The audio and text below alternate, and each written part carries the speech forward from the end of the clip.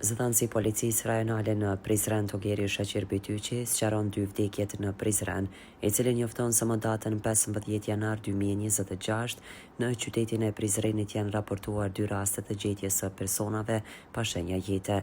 Rasti i parë rreth orës 1:20, policia është njoftuar se një automjet në rrugën Hajdar Shala në Prizren gjendej një person pa shenja jete. Sipas informatave fillestare, viktima është AS mashkull rreth 55 vjeçar, banori i Prizrenit me profesion taksist.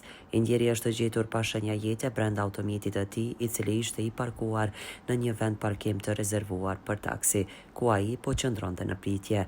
Ndërsa rasti i dytë ka ndodhur rreth orës 14:45, ku policia ka pranuar informacion në rrugën Haki Taha në Prizren, një person i moshuar FT rreth 70 vjeçar është gjetur pa shenja jete. Në të dyja rastet menjëherë në vendin e ngjarjes kanë dalur njësitet policore dhe ekipi i emergjencës.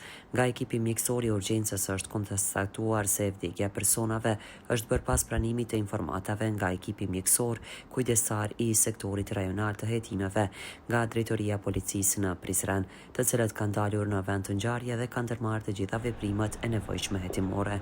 Lidhur me të dyja rastet është njoftuar prokurori kompetent dhe me urdhër të tij trupat e pajetja janë dërguar në Institutin e Mjekësisë Ligjore për ekzaminim të mëtutjeshëm.